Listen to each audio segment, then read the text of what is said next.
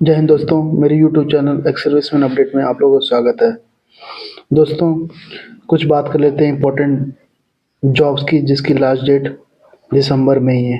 सबसे पहले बात करते हैं आईबी की, इंटेलिजेंस ब्यूरो की, जिसमें assistant central intelligence officer oblique executive की ग्रेड 2 की वैकेंसी 995 थी, जो कि ग्रुप सी की वैकेंसी है। और पे लेवल की बात करें, ये लेवल 7 की जॉब है, जिसका पे स्केल 44,900 से शुरू होके 1,42,400 तक जाता है।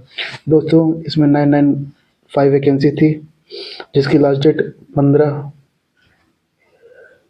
दिसंबर 2023 है। भाइयों, अगली बात करते हैं एसएससी कांस्टेबल जीडी की, जिसकी लास्ट डेट 31/12/2023 है। और टोटल वैकेंसी 26,146 थी, जिसमें अपने एक्स-सर्विसमैन भाइयों के लिए 10% रिजर्व है।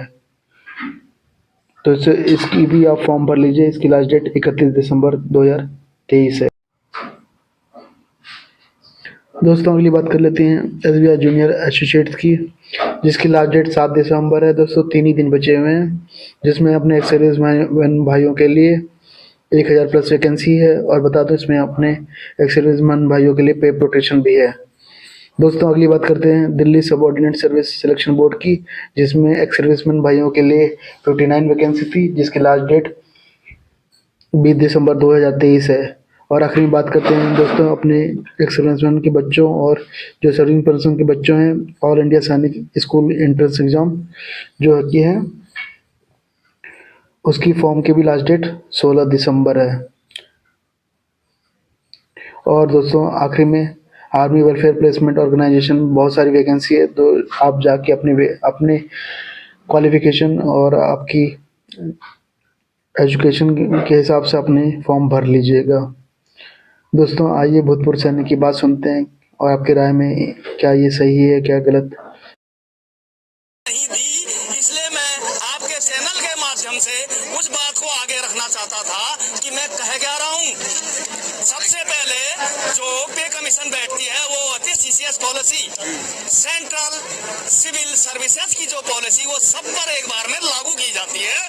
उसमें जो अंतर होता है उसको डिफेंस पॉलिसी कहते हैं। उसमें सेना की संरचना, बनावट और कार्य को देखकर सभी ग्रुपों का एनालाइज किया गया, ऐसा शिक्षक पे कमीशन कह रहा है। लेकिन हकीकत में उनने कहा कि अपने अपने ग्रेड और लेवल से सब संतुष्ट हैं, सिवाय अफसर्स के कुछ मामलों के। मेरे पास उसका संदर्भ भी है, जिसकी संदर्भ संख्या 30 अक्टूबर 2008, जिसका रेफरेंस नंबर मैं आपको पढ़ के बताता हूँ, 52/2006 ई3 के संदर्भ में ऐसा कहा जा रहा है कि हमने ग्रेडों का पुनर्निर्धारण किया। पे बैंड 4 के लिए आपने निर्धारण किया, किसी और के लिए नहीं, जो 15,600 से 39,100 तक था, जिसे आपने पे बैंड 4 करार दिया, जो 37,400 से लेकर 67,000 तक का हो गया। इसमें आपके 13 और 13A शामिल किए गए हैं, जो कि ब्रिगेडियर और कर्नल साहब आज की डेट पर हैं। ये था उनका कुछ समस्या, जहां हमें दूसरी तरफ पीबीओआर कहते हैं, पर्सनल बिलो ऑफिसर्स रैंक। ये कोई परिभाषा नहीं है सेना की, असली परिभाषा है officers JCO, NCO and other rank. JCO class 2 गजिटेड है, जो आपने भारत सरकार को बताया ही नहीं, अपने को ऊपर खींचने के चक्कर में। गजिटेड क्लास 2 वो अधिकारी होते हैं जो भारत सरकार के राष्ट्रपति के नोटिफिकेशन के तहत जिनका जूनियर कमीशन नंबर आता है, और उन्हें वो सारे अधिकार प्राप्त हैं जो एक मेजर साहब तक हैं। वो ऑफसेटिंग कंपनी कमांडर से लेकर सारे उनके अनुस्थिति में वही काम करता है।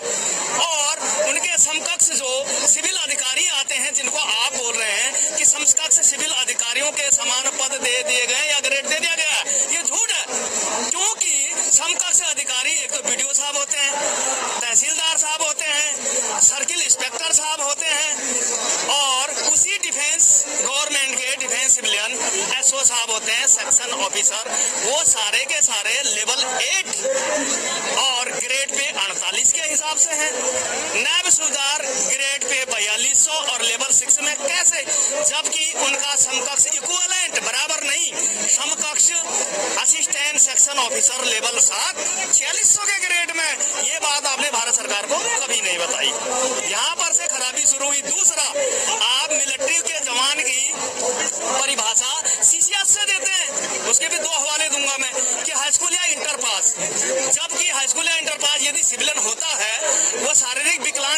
कुछ कमी भी है तो भी उसको नौकरी मिलेगी।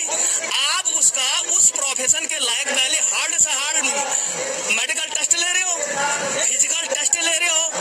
अगर जलवायु परिवर्तन में होते हैं संदर्भ संख्या 11, 16, 19 जिनको 2000 से 2400 का ग्रेड मिला।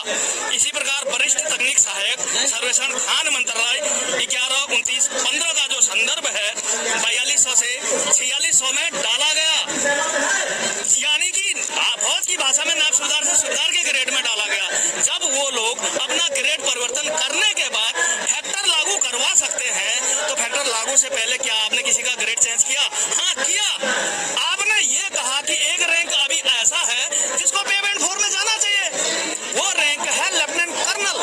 7th पे कमीशन की मेहरबानी वो लेफ्टिनेंट कर्नल को भी पे बैंड 4 में ले गए। आपने वहां पर हवाला दिया कि पे बैंड 4 के लेवल 12 के 3 सेक्शन है, 12 ए और 12 बी, जहां पर लेफ्टिनेंट कर्नल लेवल 12 में चले गए। हमारे साथ वहां भी धोखा हुआ। तो इसके अलावा एक प्रमोशन पॉलिसी जिसको प्रमोशन नहीं मिलता है, सीसीएस कहती है कि 60 सालों तक नौकरी करने पर 10 साल, 20 साल और 30 साल में उनको अपग्रेड कर दिया जाएगा। यदि प्रमोशन नहीं हुई तो उस रैंक की पे देंगे आपको। डिफेंस सेक्टर के लिए आप कहते हैं कि आपको घटाकर 8, 16 और 24 कर दिया जाता है। जब सिपाही की सर्विस 17 से ऊपर है ही नहीं तो आपका सीसीएस पॉलिसी का एमएससीपी उस पर लागू कैसे हो गया? जबकि वो 17 साल नौकरी कर रहा है और उसे 8 साल में पहले एमएससीपी दी आपने, 16 में दूसरी दी, तीसरी वो अचीव तब करता है जब वो 2 रैंक फाइट करता है, नाइक और हवलदार रैंक को फाइट करेगा तो फिर तीसरी एमएसपी उसके लिए कंसिडर कैसे कर गई? अपने लिए क्या किया ये भी बता देता हूँ। आपकी मिनिमम सर्विस सिपाही की होती है 15, आपकी है 20। उस औसत को देखकर आपने लेफ्टिनेंट कर्नल का प्रमोशन 13 साल में किया, पे बैंड 4, जहां पर 37,400 केवल बेसिक पे में बढ़त होती है।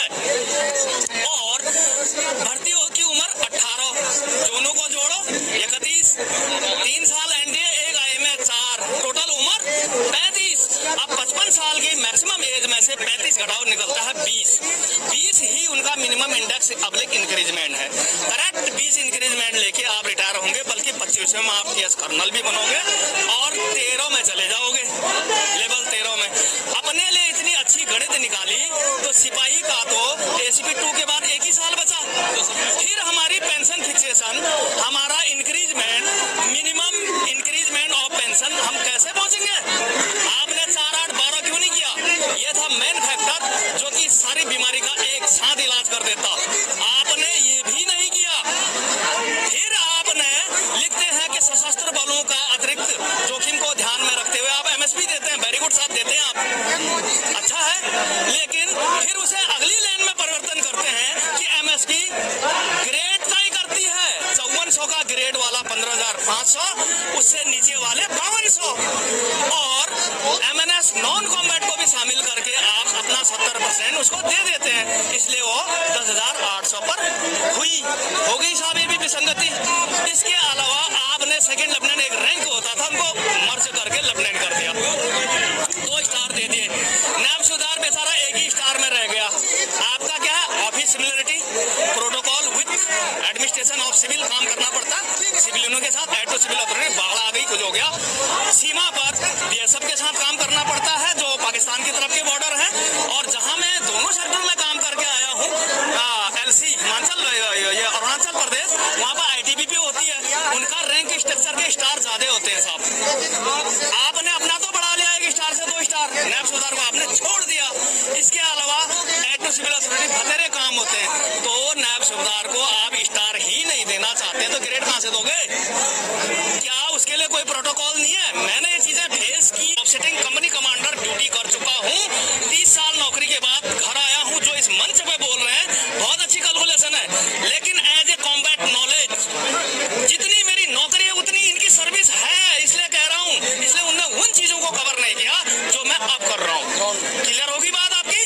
अगली बात मैं आपको बताता हूँ कि एमएसपी का निर्धारण में उन्होंने armed forces special power act 1958 क्या देखा गया, जो 3 पंजाब में था, 3A जो है J&K में है, जहां पर एक नायक भी एक ऑपरेशन टोली को लेकर किसी घर का सर्च कर सकता है, हथियार बरामद कर सकता है, शत्रु का हथियार समर्पण न करने पर गोली मार सकता है। तो वहां पर से जब कमांडरशिप से एक साथ शुरू हो गई तो एमएसपी 1550 उनकी।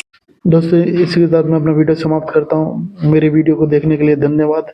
मेरे चैनल को सब्सक्राइब करें, वीडियो को लाइक करें और बेल आइकन को प्रेस करें ताकि कोई भी अपडेट आपको फटाफट इस चैनल के माध्यम से मिल जाए।